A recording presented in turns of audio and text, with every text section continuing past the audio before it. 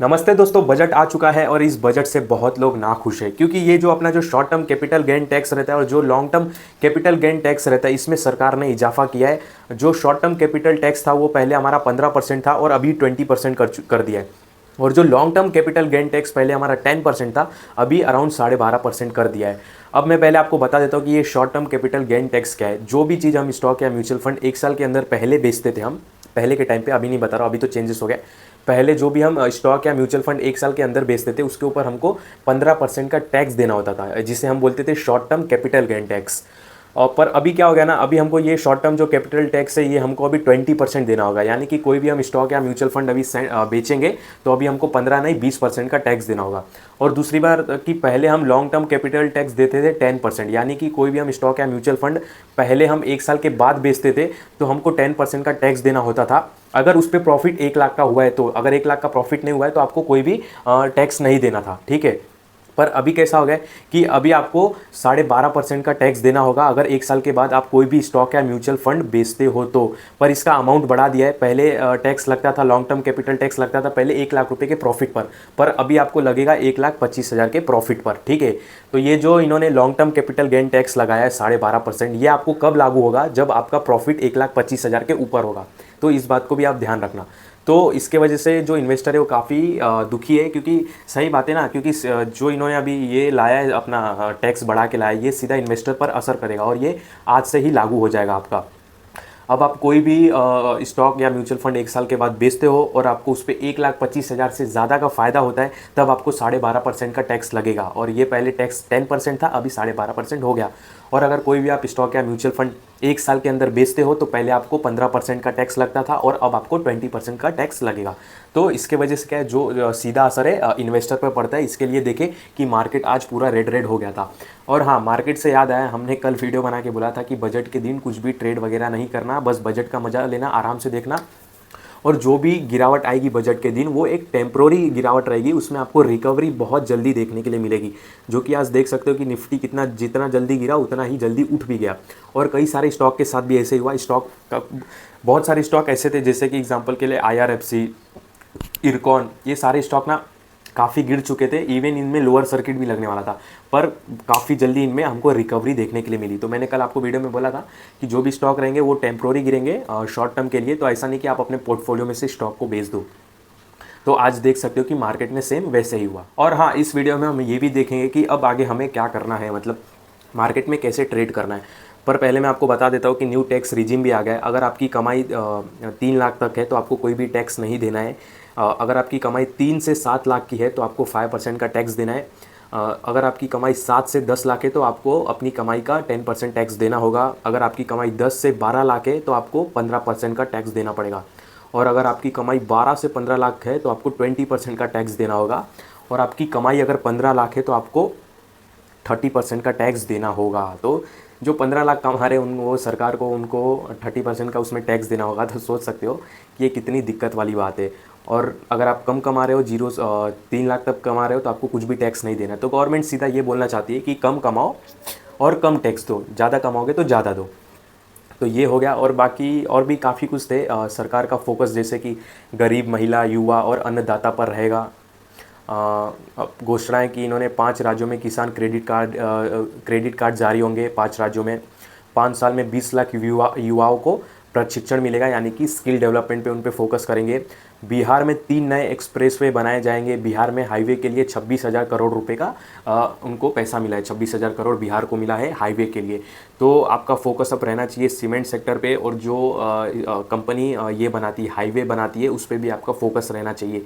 जैसे कि एग्जांपल के लिए NCC हो गया, अंबुजा सीमेंट हो गया, SCC सीमेंट हो गया, श्री सीमेंट हो गया, इन सारी स्टॉक पर अब आपको फोकस करना चाहिए। बाकी दुनियादारी आप छोड़ दो कि कितना टैक्स है, नहीं है, बस आपको अब स्टॉक पर फोकस करना है। तो बिहार के लिए कुछ स्पेशल दिया है, क्योंकि आप समझ सकते हो वो अंदर की बात है। बाकी इसमें और भी है। कि प्रधानमंत्री सूर्य घर मुफ्त बिजली योजना दी गई है, जिसके तहत सोलर पैनल लगाए जाएंगे 1 करोड़ परिवारों के घर में। तो हर महीने उनको 300 यूनिट तक फ्री बिजली मिलेगी। तो इससे सीधा सीधा जो टाटा पावर, एनटीपीसी, इन सारे स्टॉक को बेनिफिट मिलेगा। और डिफेंस की बात करें तो डिफेंस में बजट, डिफेंस के लिए जो बजट था वो था 4,56,000 करोड़ का, जो कि 2024 में था 4,55,000 करोड़ का, यानी कि जो पहले था और पिछले साल था वो भी इसी साल है, लगभग सेम ही है। तो डिफेंस के लिए 4,56,000 करोड़ का ये देखने के लिए मिला। बाद में बजट की पॉइंट देखें तो एग्रीकल्चर, एम्प्लॉयमेंट, स्किल डेवलपमेंट के ऊपर, उसके बाद social justice, manufacturing service, urban development, energy security, infrastructure. हमने बजट स्टॉक में बात किए थे, रेलवे के लिए बात किए थे मैं रेलवे का भी आगे बताता हूँ, रेलवे, एनर्जी और इंफ्रा के लिए भी बात की, तो इंफ्रा के लिए भी है। बाकी आपको बता देता हूँ कि क्या सस्ता और महंगा होगा। वैसे तो न्यूज़ पे आप देखते रहोगे, तो भी मैं एक हाईलाइट कर देता हूँ। Telecom, PVC plastic pipe, cigarette, हवाई सफ़र, ये सारे महंगे हो जाएंगे। सस्ता क्या होगा? कैंसर की दवाई, मोबाइल, सोलर पैनल, चमड़े की चीज़ें, गहने, सोना, चांदी, प्लेटिनियम, ये सारी चीज़ें सस्ते होगी। इसके वजह से अभी देख सकते हो कि जो गोल्ड का भाव है 4-4.5 हज़ार रुपये टूट चुका है। जो इंपोर्ट कस्टम ड्यूटी रहती है, गवर्नमेंट वो टैक्स कम करने वाली है, जिसके वजह से हमको टाइटन के शेयर में भी तेज़ी देखने के लिए मिली और ये तेज़ी सस्टेन थी, तो काफ़ी अच्छी बात है। तो सोने और चांदी में हमको सस्ता देखने के लिए मिलेगा। बाद में स्टील और लोहा भी सस्ता होगा, जिसके वजह से इंफ्रा को काफ़ी अच्छा खासा बूस्ट मिलेगा। बाकी इलेक्ट्रॉनिक्स आइटम भी सस्ते होंगे, सी फूड, फुटवेयर, ये सारी चीज़ें सस्ते होंगे। और अगर बात करें अदर सेक्टर की, जैसे कि मनरेगा में पहले सरकार ने 60,000 करोड़ रुपए का खर्चा किया था, पर 2024 में, पर अब 2025 में ये 86,000 करोड़ का खर्चा करेगी, 2024 और 25 के बीच में। पहले के बजट में मनरेगा को 60,000 करोड़ मिला था, अब 86,000 करोड़ मिलेगा। रिसर्च एंड डेवलपमेंट प्रोजेक्ट पर पहले सरकार ने 840 करोड़ का खर्चा किया था और अब 1200 करोड़ का करने वाली है। न्यूक्लियर पावर जो प्रोजेक्ट होते, पहले सरकार ने 442 करोड़ रुपए का खर्चा किया था और अब करेगी 2228 करोड़ का। पीएलआई फॉर फार्माटिकल इंडस्ट्री पे पहले सरकार ने 1200 करोड़ रुपए का खर्चा किया था और अब 143 करोड़ का खर्चा करेगा। Development of semiconductor and display manufacturing, पहले सरकार ने 3000 करोड़ का खर्चा किया था और अब 6903 करोड़ का करेगी। सोलार पावर पे बात करूँ तो पहले सरकार ने 4970 करोड़ खर्चा किया था और अब सरकार 10,000 करोड़ का खर्चा करेगी। और अगर बात करें एलपीजी की, तो डायरेक्ट बेनिफिट ट्रांसफ़र, मतलब एलपीजी पे पहले सरकार ने 180 करोड़ का खर्चा किया था और अब 1500 करोड़ का खर्चा करेगी। और इससे हमको मतलब आने वाले समय में एलपीजी सस्ता भी दिखाई दे सकता है, तो इस बात का आप ध्यान रखना। बाकी ओवरऑल बजट देखें तो बजट ठीक ठाक था। रेलवे के लिए भी सरकार ने बजट में कुछ बोला नहीं, जो इंटरिम बजट में रेलवे के लिए था 2,52,000 करोड़, वो सेम अमाउंट यूनियन बजट में भी रहने वाला है। तो रेलवे के लिए भी उतना सरकार ने कुछ खास बोला नहीं। और सबसे बड़ी बात, मेन बात, अभी हम मेन मुद्दे पे आते हैं कि जो सरकार ने टैक्स बढ़ाया उसके ऊपर, टैक्स के वजह से जो लॉन्ग टर्म और शॉर्ट टर्म कैपिटल गेन है, इसके वजह से मार्केट में गिरावट देखने के लिए मिली। और ये गिरावट एक दिन वाली गिरावट नहीं है, ये आने वाले टाइम में भी हमको गिरावट देखने के लिए मिलेगी। तो आप ये मत सोच लेना कि आज मार्केट ने रिएक्शन दे दिया है, मतलब वो जो गिरा था वापस रिकवर हो गया तो मार्केट ने इसको एक्सेप्ट कर लिया। मार्केट इसको एक्सेप्ट करेगा, मार्केट को अभी 1 हफ्ता और लगेगा इसको एक्सेप्ट करने में, मतलब 1 हफ्ता और मार्केट में हमको उथल पुथल दिखाई दे सकता है। एक्चुअली सरकार का ये बोलना था कि लोग फ्यूचर एंड ऑप्शन में, हाँ ये भी आपको मैं बताना भूल गया कि फ्यूचर एंड ऑप्शन का जो टैक्स रहता है वो भी बढ़ा है। तो सरकार का ये बोलना है कि लोग बहुत फ्यूचर एंड ऑप्शन कर रहे हैं, इसमें बहुत लॉस कर रहे हैं, बहुत लोग कूद चुके हैं, जल्दी अमीर बनना चाहते हैं, इसके वजह से हमने टैक्स बढ़ाया। पर इसका मतलब ये नहीं है कि इन सारी चीज़ों को हम टैक्स से रोकें। इससे तो क्योंकि जिसको आदत लग गया तो वो तो करेगा। अभी किसी को नशा लग गया तो इसका मतलब ये नहीं कि आप सिगरेट के भाव मतलब बढ़ा दो, मतलब वो करने वाला करेगा ही। इसका सरकार को कुछ और रास्ता निकालना होगा, टैक्स बढ़ाने से नहीं होगा। इससे क्या है, सीधा इन्वेस्टर पर फ़र्क पड़ता है। अभी जो म्यूचुअल फंड या स्टॉक में इन्वेस्टमेंट करते हैं उनको पहले 10% का देना पड़ता था टैक्स, अभी 12.5% का देना पड़ेगा। पहले 15% का देना पड़ता था, अब 20% का देना पड़ेगा। तो ये काफ़ी मतलब सीधा इन्वेस्टर पे ये असर डालता है, क्योंकि ये एक अमाउंट, जब हम कोई अमाउंट या कोई शेयर वगैरह हम बेचते हैं या कोई म्यूचुअल फंड बेचते हैं और हमारा जब इतना टैक्स कटता है ना, तो मतलब फिर वो जितना भी प्रॉफिट रहना तो देख के अच्छा नहीं लगता। तो मेन बात ये रहती है। इसकी वजह से ना आज मार्केट ने रिएक्ट किया, मार्केट हमको अचानक से काफ़ी गिरते हुए दिखाई दिया, पर रिकवर बहुत जल्दी कर दिया क्योंकि हम और आप जैसे जो रिटेलर है मार्केट में काफ़ी एक्टिवेट है और काफ़ी पैसे के साथ बैठे हैं इसके वजह से। पर मुझे नहीं लगता है कि इतना जल्दी मार्केट रिएक्ट कर दिया है। मार्केट आने वाले टाइम में और भी रिएक्ट करेगा।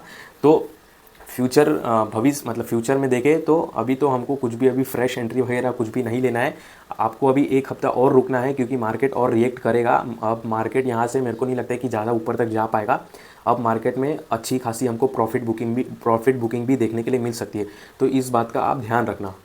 तो थोड़े दिन मार्केट में आप कुछ भी नहीं करो, शांति रखो। जैसे मैंने आपको कल बोला था वीडियो में, बजट के दिन शांति रखना, एंजॉय करना, मार्केट को देखना, मार्केट कैसा चल रहा है, मार्केट कैसे रिकवरी कर रहा है, इन सारी चीज़ों पर ध्यान रखना। और हाँ, मैंने ये भी बोला था कि जो स्टॉक का नाम सरकार लेगी वो सडनली मान लो बूस्ट हो गया, यानी कि जो कंपनी का नाम लेगी, सपोज आज एनटीपीसी का नाम लिया था, अगर वो बूस्ट हो जाएगी तो वो सस्टेन नहीं रहेगा, प्राइस उसका नीचे आएगा।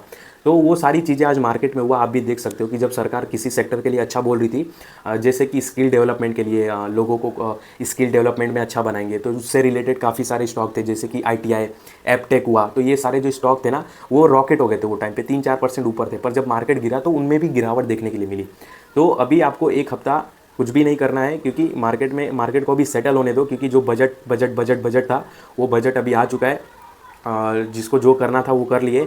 अब मार्केट अपना मतलब रियल फेस दिखाएगा कि उसको क्या पसंद है, ये जो बजट अच्छा है नहीं अच्छा है। मार्केट अपने हिसाब से रिएक्ट करेगा, और मार्केट एक दिन में रिएक्ट नहीं करता है। मार्केट ने ठीक है आज रिकवरी कर लिया तो बहुत लोगों को ये लगा रहेगा कि हब हो गया बजट का, जो भी रिएक्शन था, ऐसा नहीं है। मार्केट मतलब धीरे धीरे करके रिएक्ट करता है। तो मुझे लगता है कि आने वाले एक हफ्ते में या नेक्स्ट वीक हमको कुछ भी नहीं करना है, बस देखना है, अपने को कैश रिच रहना है, मतलब अपने अकाउंट में पैसा रहना चाहिए, जहां अपने को मौका मिले अपन उसमें इन्वेस्टमेंट कर सके।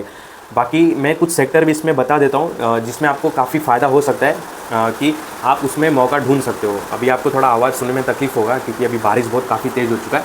मैं आपको कुछ सेक्टर भी बता देता हूँ, जैसे कि मेरा फेवरेट है, मैं स्टार्टिंग से बोल रहा हूँ, फार्मा, IT और लार्ज कैप में बैंक, जैसे कि HDFC बैंक, ICI बैंक, ये सारे। और आप अब नज़र डालो, इसमें कुछ डिप मिले तो मौका मिले, डिप मिले तो आप उसको एक मौका भी समझ सकते हो। तो इन सारी बातों पर आप ध्यान दो। जो mid cap small cap company है उनसे थोड़ा अलर्ट रहो। अभी जो छोटी कंपनी है, जो थोड़ी रिस्की कंपनी है, जैसे कि मैंने बोला भी था, मैंने वीडियो भी बना के बोला था, जो जो PSU शेयर है वो क्या बबल बन चुके हैं, क्या अभी ये फटने वाले हैं, क्या गिर जाएंगे। और आप देख सकते हो कि एक थोड़ी सी नेगेटिव न्यूज़ आ गई जिसकी वजह से क्या हो गया, 10-10% शेयर गिर गए। बाकी जो अच्छे कंपनी थे वो खड़े थे, अच्छे से रिकवरी भी हो गए, उनमें कोई प्रॉब्लम नहीं था। पर ये सारे जो स्टॉक रहते हैं ना, जो PSU बैंक वगैरह, ये जो सरकारी कंपनी है, काफ़ी ओवर वैल्यू हो गए थे। इनमें एक छोटा सा नेगेटिव न्यूज़ भी आता है तो ये 10% नीचे गिर जाते। तो इसमें फिर कौन ट्रेडिंग करेगा या कौन इन्वेस्टमेंट करेगा। तो इन सारी बातों को आपको ध्यान देना चाहिए। हमने जो बोला वो हुआ। हमने बोला था बजट में ट्रेड नहीं करना, आज देख लो ट्रेड का कुछ भी दिन नहीं था। और दूसरा हमने बजट स्टॉक भी बताए थे, वो भी काफ़ी मजबूत चल रहे। और तीसरा हमने बोला था कि जो PSU शेयर है क्या ओवर वैल्यू हो गए, हमने उस पर वीडियो बनाया था, तो वो भी देख सकते हो कि आज थोड़ी सी बैड न्यूज़ आती है तो वो गिरने लगती है। तो ये सारी चीज़ें बातों का आपको ध्यान देना है। बाकी आप सेफ प्ले करो आने वाले 2-3 महीने के लिए। लार्ज कैप में अपनी जगह बनाओ, जगह ढूंढो, मौका मिलता है, डीप मिलता है, सपोर्ट वगैरह देख के स्टडी करके उसमें मौका ढूंढ सकते हो। बाकी तो ज़्यादा कुछ ओपनली नहीं बोल सकते हम वीडियो में क्योंकि रिस्ट्रिक्शन रहता है। तो बाकी आप खुद इतने समझदार हो, मैंने इतना कुछ आपको बता दिया तो सारी चीज़ें आप समझ जाओ। देखते हैं, मिलते हैं नेक्स्ट वीडियो में क्या होता है आने वाले टाइम में, मार्केट का मूड माहौल क्या होता है। आज का दिन था जो भी था अच्छा था। जैसे हमने बोला कि रिकवर होगा, टेम्प्रोरी रहता है, ज़्यादा नहीं सोचने का, जैसा चल रहा है मार्केट चलने दो। सेम वैसा ही हुआ, कुछ भी नहीं हुआ। जहाँ से निफ्टी टूटा नीचे गया वहीं से वापस ऊपर आ गया। तो इन सारी चीज़ों का आपको ध्यान देना होता है। ये सारी चीज़ें आप अपने मन में भी रखना, ऐसा नहीं कि आप इसको निकाल दो इन सारी बातों को, क्योंकि इन फ्यूचर ऐसे सिचुएशन वापस आते। तो फिर ऐसे सिचुएशन जब वापस आते ना तो हम पहले से ही अलर्ट रहते। हमको पता रहता है कि आने वाले टाइम में मार्केट में मतलब अगर बजट आ रहा है कल को वापस, तो हमको पहले से ही नॉलेज रहेगा कि हाँ बजट में ये हो सकता है, ऐसा हो सकता है, तो वैसे हम अलर्ट रहते हैं। ठीक है, तो देखते हैं, मिलते हैं नेक्स्ट वीडियो में।